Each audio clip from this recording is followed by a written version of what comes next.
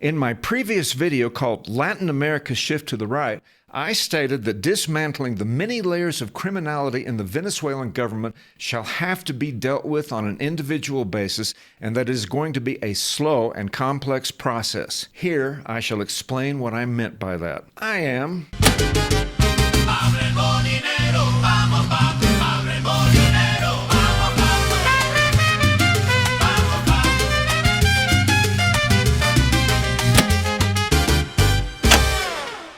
Diosdado Cabello, who is Venezuela's Minister of the Interior, has a $25 million bounty for his arrest. That is the same reward that the United States offered for the capture of Osama bin Laden. Cabello's purview includes all of Venezuela's repressive elements, the national police, the internal security apparatus, and the unofficial gangs of thugs known as the colectivos, who swarm the cities whenever there is any type of anti-government activity. Cabello is arguably the most powerful person in that country because of his control over those powerful instruments of oppression. The criminal charges against him and the evidence against him are basically the same as those against Nicolas Maduro. So you can see how this is a palpable threat to his very existence. Spending the rest of one's life in a United States supermax prison must be a kind of living death, and that is what he's facing if he's captured. It has long been my belief that Diosdado Cabello is the most sadistic and cruel member of the regime,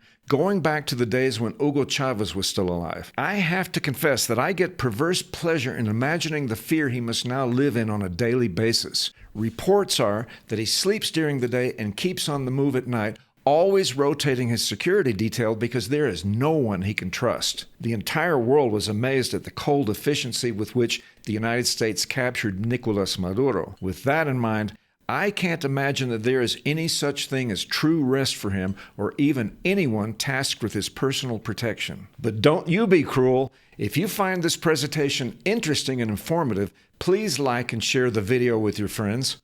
Also, subscribe to the channel and click on the bell so you can be notified anytime we come out with new content. Anyway, there is no doubt in my mind that Diosdado is the next person on the list of people that have to be dealt with in order to advance the cause of liberating Venezuela from the utter destruction their socialist government has subjected the population to. But once that happens, there are layers and layers of others that must be dealt with. A goal stated by almost everyone in the opposition to the regime is to hold anyone and everyone who assisted in corruptly propping up the regime accountable for their crimes. This includes, well, just imagine. In no particular hierarchy of complicity, I'll list a few. First, there are the armed forces.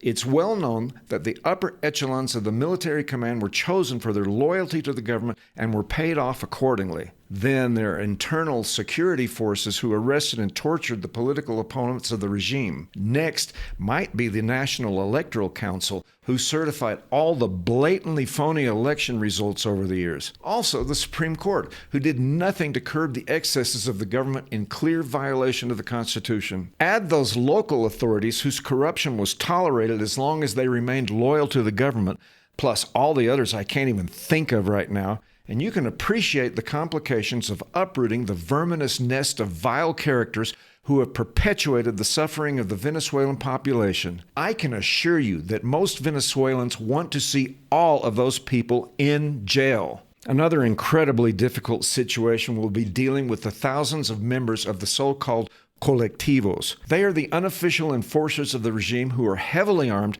and often see themselves as soldiers of the revolution. Hugo Chavez often reminded the public that his revolution was an armed revolution, and it was clear that he wasn't just referring to the Venezuelan military. The members of the colectivos live in the poorest slums of the country and are of a similar mindset to that of Mexican drug cartel soldiers. They have little or no aversion to violence and seem to relish their status as dangerous people who live for the adventure of facing death. If you look at the situation, perhaps you can better understand why I say that the current government must be dismantled bit by bit. Even the current president of Venezuela, Delcy Rodriguez, is credibly accused of happily benefiting from the same corruption of all those others I mentioned. Clearly, she is in the precarious position of navigating the politics of cooperating with the United States and not overtly betraying those in her own government who are facing the most serious consequences of their actions. Donald Trump claims to have a good working relationship with Rodriguez, and I have to assume that there is an implicit hope on her part that Trump will provide some kind of escape route for her as long as she goes along with his demands. This is why the capture of Nicolas Maduro was so valuable and so brilliant. It truly put the fear of God into those for whom no escape route will be given. Diosdado Cabello's only real hope for survival is to escape to some place with no extradition treaty with the United States. I use Diosdado as my best example because after him, there are so many others who are going to be faced with the same decision: escape or go to prison. Again, if you found this video informative, please give it a like and share it with others who might find it interesting. Thank you for watching. This is Pablo El Molinero.